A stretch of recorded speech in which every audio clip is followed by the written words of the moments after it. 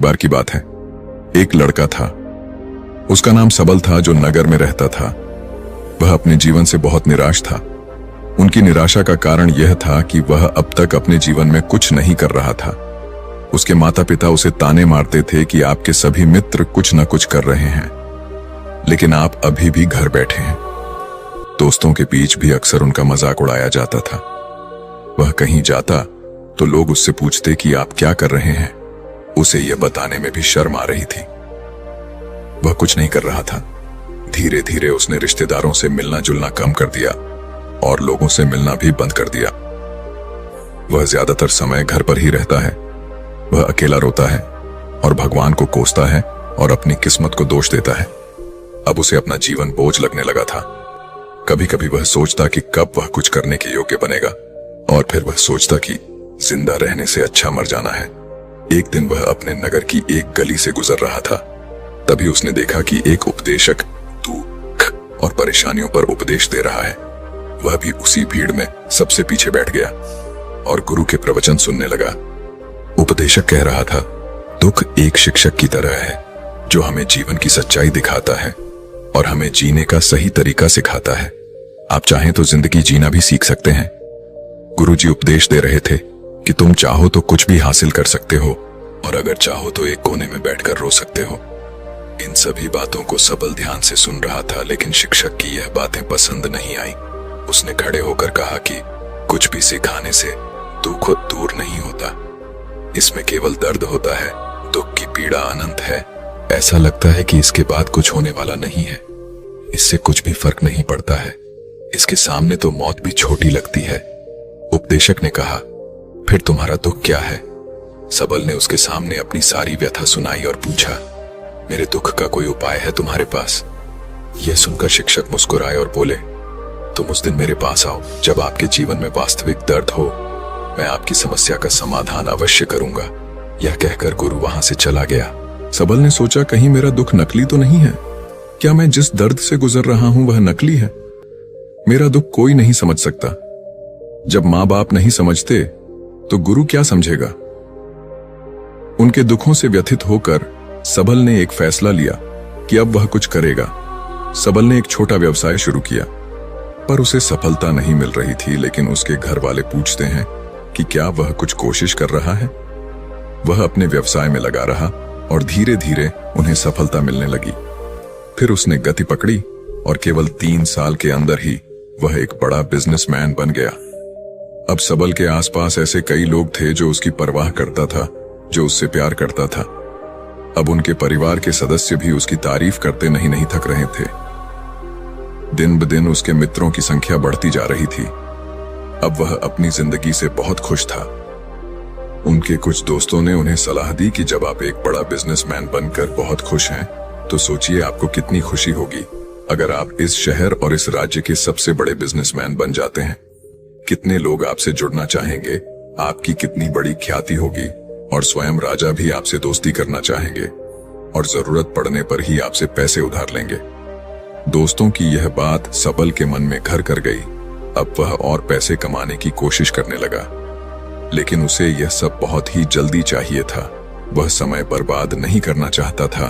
उनका अधिकांश समय इन चीजों को प्राप्त करने में गलाने लगा। इसलिए वह ऐसे काम करने लगा जो सही नहीं था। उसने बड़ा उधार लेना शुरू कर दिया। उसके दोस्तों से पैसे की मात्रा और अधिक मुनाफा कमाने के लालच में वह अपने माल में मिलावट करने लगा। उसने अन्य व्यापारियों के खिलाफ भी साजिश रची और उन्हें डराया धमकाया। जैसा उसके दोस्त कहते थे वैसा ही करता था। वह इन तरीकों से ज्यादा पैसा कमा रहा था, पर अब उसके जीवन में पहले जैसा चैन न था। उनके मन की शांति गायब हो गई थी और वह रात को सो नहीं पाता था। वह हंगामे में रहता था। वह सब कुछ पाकर भी उन्हें किसी चीज में सुख नहीं मिल रहा था। एक दिन सबल अपनी गाड़ी में कहीं जा रहा था। तभी रास्ते में उन्हें उपदेशक का आश्रम दिखाई दिया। वह रुका और गुरु के पास जाकर बोला, संत, आपने मुझे मेरे पास आने के लिए कहा था। जब मेरे जीवन में सच्चा दुख आता है, अब मैं बहुत दुखी हूं कि मेरी नींद हराम हो गई है। मुझे कहीं भी शांति नहीं मिल रही है। इस प्रकार सबल ने अपनी सारी समस्याएं गुरु को बता दी। गुरु ने कहा, जब तुम पहली बार मुझसे मिलने आए थे तब भी तुम किसी दुख में थे, आपने उस दर्द से क्या सीखा? सबल ने कहा कि सिर्फ सोचने और चिंता करने से कुछ नहीं होता। आपकी दृष्टि को सच करने के लिए यह कार्रवाई करता है। और सिर्फ काम करने से कुछ नहीं होता, परिणाम भी मिलना चाहिए। जब आपको लगता है कि आपका लक्ष्य हासिल नहीं होने वाला, तब राह में चाहे कितनी भी मुश्किलें आ जाएं, मन कितना भी निराश क्यों ना हो, कितना भी लगता हो कि अब कुछ नहीं होने वाला है, तभी विश्वास करें, मैं जो भी कर रहा हूं उसमें अवश्य सफल होऊंगा। लोग केवल सफल लोगों का सम्मान करते हैं। कोई कितना भी अच्छा क्यों ना हो, वह हमेशा लोगों की नजरों में बोझ बने रहते हैं। यह सब सुनकर उपदेशक मुस्कुराया और बोला, जब आपके पास है तो यह वास्तविक दुख नहीं है। अपने जीवन में वास्तविक दुख आए तब मेरे पास आओ, मैं उसे ठीक कर दूंगा। सबल ने जाते समय साधु को सोने के सिक्कों से भरा घड़ा भेंट किया। घड़े को देखकर गुरु ने कहा कि यह मेरे किसी काम का नहीं है, उस पेड़ के नीचे गड्ढा खोदकर गाड़ दो। सबल ने घड़े को पेड़ के नीचे दबा दिया, जैसा कि गुरु ने बताया, और वहां से चला गया। कुछ दिनों से कारोबार ठीक चल रहा था, लेकिन व्यापार के गलत तरीके के कारण धीरे धीरे उसे व्यापार में घाटा होने लगा। उसकी सारी दौलत धीरे धीरे खत्म होने लगी। और एक दिन ऐसा भी आया जब उसके पास कुछ भी नहीं बचा और उस पर कर्ज का बोझ चढ़ गया था। परंतु वह निश्चिंत था, क्योंकि उसने अपना सारा कर्ज अपने दोस्तों से लिया था। उसने सोचा कि उसके दोस्त बुरे वक्त में उनके साथ खड़े रहेंगे, लेकिन ऐसा कुछ नहीं हुआ। जैसे ही बुरा वक्त आया, दोस्त पहले उससे कर्ज मांगने लगे। अगर उसने कर्ज नहीं लौटाया, उन्होंने उसे जान से मारने की धमकी भी दी। उनके सभी शुभ चिंतक और प्रियजन उससे दूर हो गए। उसके दोस्त, जो उसके साथ मस्ती किया करते थे, अब उससे दूर भाग रहे थे। उसका परिवार उसकी गलतियां और कमियां गिनने लगा। उनकी सारी संपत्ति नीलाम कर दी गई और उसके पास कुछ भी न बचा। जब उसने अपने पिता से मदद मांगी, पिता ने कहा कि मेरे पास थोड़ी सी संपत्ति है, मैं तुम्हारी मां को क्या कहूंगा अगर मैं तुम्हें दे दूं। यह संपत्ति हमारा अंतिम उपाय है। सबल के मन में गहरा दुख छा गया। उसके आसपास कोई नहीं था जो उनके दुख को समझ सके, जो उसे संभाल सके। जनता के इस विश्वासघात के कारण वह अंदर से टूट चुका था। वह सोचने लगा कि अब जीने का क्या मतलब है, अब मौत ही मेरा सहारा है। वह आत्महत्या करने के लिए पहाड़ी पर जा रहा था। तब से उसे याद आया कि उस शिक्षक ने उससे कहा था, मेरे पास आओ जब तुम्हारे जीवन में वास्तविक दुख हो। सबल गुरु के पास गया और अपनी सारी व्यथा सुनाई, आंखों में आंसू लिए। उसने कहा, हे गुरु जी, मेरे दुख का निवारण कीजिए। गुरु ने कहा, जब जीवन में असली दुख होता है तब मेरे पास आ जाना, मैं इसे जरूर ठीक करूंगा। सबल ने कहा कि ये क्या हो रहा है, मेरी जिंदगी में अभी दुख नहीं है, तो आखिर असली दुख क्या है? गुरुजी ने सबसे कहा कि पहले आप मुझे बताओ, आपने अपने दुख से क्या सीखा?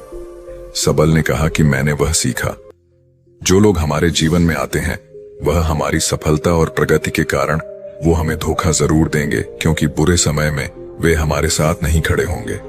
वे अच्छे समय में ही हमारा फायदा उठाएंगे और बुरे समय खड़े होंगे। वे अच्छे समय में ही हमारा फायदा उठाएंगे और बुरे समय में हमें छोड़ देंगे। उन लोगों पर ही भरोसा करें जो हमारे बुरे समय में हमारे साथ खड़े रहते हैं। लेकिन ऐसे लोग बहुत कम होते हैं, लेकिन जिनके पास है उन्हें उनकी सराहना करनी चाहिए, उनका अपमान नहीं करना चाहिए। मैंने कभी भी किसी के खिलाफ साजिश नहीं रखना चाहिए। अपना काम ईमानदारी और धैर्य से करें और कभी लालची मत बनो। अपने सारे दुख दर्द और अनुभव बयां करने के बाद सबल गुरुजी के सामने आंखों में आंसू लिए बैठ गया। कुछ देर बाद साधु उठे और पेड़ के नीचे एक गड्ढा खोदा और घड़ा निकाल लिया, जो सोने के सिक्कों से भरा हुआ था। उसने सबल को देकर कहा, मेरे पास आओ जब तुम्हारे जीवन में वास्तविक दुख हो। सबल ने अपने शिक्षक को धन्यवाद दिया और उसे प्रणाम करके चला गया। उस पैसे से उन्होंने एक छोटा सा व्यवसाय शुरू किया। अब वह छोटा व्यापारी बनकर भी खुश हैं। उन्होंने पूरी लगन और ईमानदारी से कारोबार किया। जल्द ही वह अपने शहर का एक बड़ा व्यापारी बन गया। उनका जीवन सुख सुविधाओं से भरा हुआ था। लेकिन कोई कितना भी अच्छा क्यों ना हो, लेकिन जीवन में दुख आता है तो सबल के जीवन में भी दुख आते थे। अपने माता पिता की मृत्यु के रूप में वे दोनों एक ही दिन मर गए। सबल अपने माता पिता से बहुत प्यार करता था, इसलिए उनके निधन से उन्हें गहरा सदमा लगा। वह शवों को ले गया, दोनों को श्मशान घाट ले गया, जहां अंतिम संस्कार किया गया। वहां उसने अपने माता पिता का शव जलता हुआ देखा तो उनका मन बेचैन हो उठा। उसके मन में कई सवाल उठने लगे। वह घर वापस आ गया, इसलिए उसने अपने माता पिता के घर और संपत्ति को देखा जिसके लिए उनके पिता हमेशा लड़ते रहे, आज जो छूटा पड़ा है। जिन्होंने इसकी देखभाल की, इसके लिए लड़ने वाले इस दुनिया से चले गए। उसके पिता ने जो कुछ कमाया वह सब यहीं रह गया। एक दिन पहले तक उसके पिता मारपीट करते थे किसी के साथ उसकी संपत्ति के लिए, आज वो खुद इस दुनिया से चले गए। उसका मन ऐसे अनेक विचारों के बवंडर में था। वह अंदर से अकेला और डरा हुआ महसूस कर रहा था। वह खाली महसूस कर रहा था। उसे लगा कि कुछ है, वह समझ नहीं सका। इसलिए वह गुरु के पास गया। उसे देखकर गुरुजी ने कहा, क्या जीवन में कोई दुख है? सबल ने कहा, वैसे तो जीवन में कोई दुख नहीं है, सब कुछ अच्छा चल रहा है, लेकिन आज मेरे माता पिता का देहांत हो गया है। मैं इस घटना से बेहद दुखी और परेशान हूँ। गुरुजी ने कहा, इसमें दुखी होने की क्या बात है?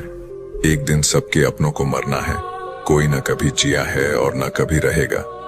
एक दिन तुझे भी मरना है। शायद तुम कल ही मर जाओगे या आप आज भी मर सकते हो। सबल ने कहा, क्या कह रहे हो गुरु जी? मैं भी मर जाऊंगा, लेकिन मैं अभी जवान हूं।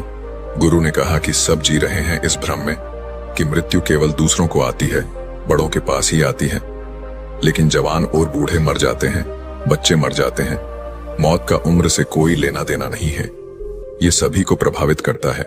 मास्टर जी की ये बातें सबल के मन में घर कर गईं और वह चुपचाप चला गया। लेकिन उसका मन अभी भी बेचैन था। वह खाली महसूस कर रहा था। वह सारा दिन अपने बारे में ही सोचता रहा कि वह कौन है, वह इस दुनिया में क्यों आया है, क्या जीवन का लक्ष्य केवल चीजों को खाना और मरना है? ऐसे कई सवाल उसके दिमाग में लगातार उठ रहे थे, लेकिन उन्हें अपने किसी भी सवाल का जवाब नहीं मिल रहा था और उसका दुख आग दिन दिन बढ़ता ही जा रहा था। इसलिए कुछ दिन बाद वह फिर से गुरुजी के पास पहुंचा और बोला, हे स्वामी, मैं बहुत दुखी हूं क्योंकि मैं यह नहीं जान पा रहा हूं कि मैं कौन हूं और मैं इस दुनिया में क्यों आया। ये सुनकर गुरुजी मुस्कुराए और बोले, आज आपके जीवन में पहली बार सच्चा दुख उत्पन्न हो गया है। ये वास्तव में दुख कहलाने के लायक है। हम नहीं जानते कि हम कौन हैं, हम क्यों आए हैं, क्या करें, कैसे करना है। सबल ने अपने गुरु से कहा कि उसकी दुर्दशा दूर करो। गुरु ने कहा कि हम सभी इंसान हैं, जीवन भर संग्रह करते रहते हैं। सबल ने कहा कि सभी इंसान जीवन भर धन, सम्मान, परिवार, प्रतिष्ठा, मित्र, शत्रु आदि जमा करता है। गुरु ने पूछा, क्या हम एकत्रित की गई चीजों में से कुछ भी अपने साथ ले जा सकते हैं? सबल ने कहा, कोई भी इंसान अपने साथ कुछ भी नहीं ले जा सकता, वह सिर्फ अकेला ही जाता है। मेरे माता पिता भी अपने साथ कुछ भी नहीं लेकर गए। सब कुछ धन, संपत्ति, वैभव सब कुछ यहां पर छोड़कर गए। शिक्षक ने कहा, अब मेरी बात ध्यान से सुनो। इस संसार में हमें जो संग्रह करना चाहिए वह हम नहीं करते। चीजें हमारे सामने होती हैं, लेकिन हम उन्हें देखने की कोशिश नहीं करते। हमें इस दुनिया में जो कुछ भी इकट्ठा करना है वह हम खुद हैं। हमें खुद को जुटाना होगा ताकि जब हम मरें तो हम एकजुट हो सकें और खुद को पहचानने में सक्षम होने के लिए हम अंदर बंटे हुए हैं। हम प्यार, नफरत, गुस्सा, ईर्ष्या में बंटे हुए हैं। क्रूरता, धन, स्थिति, प्रतिष्ठा, सम्मान, पहचान, धर्म, जाति, सैकड़ों, हजारों ऐसी चीजों और इच्छाओं में हम विभाजित हैं और टुकड़ों में जीवन जी रहे हैं। इस विभाजन के कारण हमारी चेतना कभी एक नहीं हो सकती। हमारी चेतना शक्ति बिखरी हुई है, इसलिए हमारे पास इतना समय नहीं है, इतनी ऊर्जा नहीं कि हम मुड़ सकते हैं और अपने भीतर देख सकते हैं। वास्तव में धन, सम्मान और सुविधाओं का अभाव, लोग इसे दुख समझते हैं और जीवन भर के लिए जो दुख कहकर रोते रहते हैं और समाधान खोजने का प्रयास करते रहते हैं। उन्हें अपना समाधान कभी नहीं मिलेगा, क्योंकि जिसे लोग दुख कहते हैं वह वास्तविक दुख नहीं है। यह सिर्फ एक आदमी की इच्छा है, उसकी इच्छा कभी पूरी नहीं होती। स्वयं पर ध्यान दो। अपने मृत्यु से पहले अपने आप को जानने की कोशिश करो, बिखरो मत। सबल ने कहा, तो गुरुजी, क्या हम इस संसार को छोड़ दें? हमारी सभी इच्छाओं को मार देना चाहिए। किसी से प्रेम नहीं करना चाहिए, धन संग्रह नहीं करना चाहिए, सम्मान की आशा छोड़ देनी चाहिए। शिक्षक ने कहा कि भावनाओं और इच्छाओं ऐसे बिखरे हुए मनुष्य में से निकल आओ, जैसे कोई पत्थर पहाड़ से गिरे जिस पर पर्वत का कोई वश नहीं है सिवाय देखने के, परेशान होना और कुछ खोना, वैसे ही बिखरे हुए मनुष्य की इच्छाएं बेकाबू और दर्दनाक हैं। उसका अनियंत्रित मन इच्छा करता रहता है और कल्पना करता रहता है, और यह दुख देता है। लेकिन जब एक व्यक्ति अपने मन को एकत्र करता है तो वह जो कुछ भी करता है वह उसके नियंत्रण में होता है। फिर उसकी इच्छा से इच्छाएं भी उत्पन्न होती हैं। सबल ने कहा कि आपने मेरे असली दुख का समाधान कर दिया, आपका बहुत बहुत धन्यवाद। अब से मैं खुद को समेटने, खुद को तराशने की कोशिश करूंगा। गुरुजी ने कहा कि मानव शरीर में बहुत ऊर्जा और शक्ति है, लेकिन यह फालतू के कामों में भटका हुआ है, बेकार की बातों में लगा हुआ है। यह एक बहुत ही शक्तिशाली मशीन की तरह है, एक बच्चे के हाथ में रखा जा रहा है और वह बिना सोचे समझे अपनी शक्ति बर्बाद कर रहा है और बिना किसी नियंत्रण के। इसीलिए इस शक्ति पर ध्यान दें, अपनी चेतना और इसे इकट्ठा करें। सबल को अपने प्रश्नों का उत्तर मिल गया। उसने अपने गुरु का शुक्रिया अदा किया और चुपचाप चला गया। दोस्तों, उम्मीद है आपको यह कहानी पसंद आई होगी। अगर आपको यह कहानी पसंद आई हो तो अपने दोस्तों और परिवार के साथ जरूर शेयर करें। आपका कीमती समय देने के लिए धन्यवाद।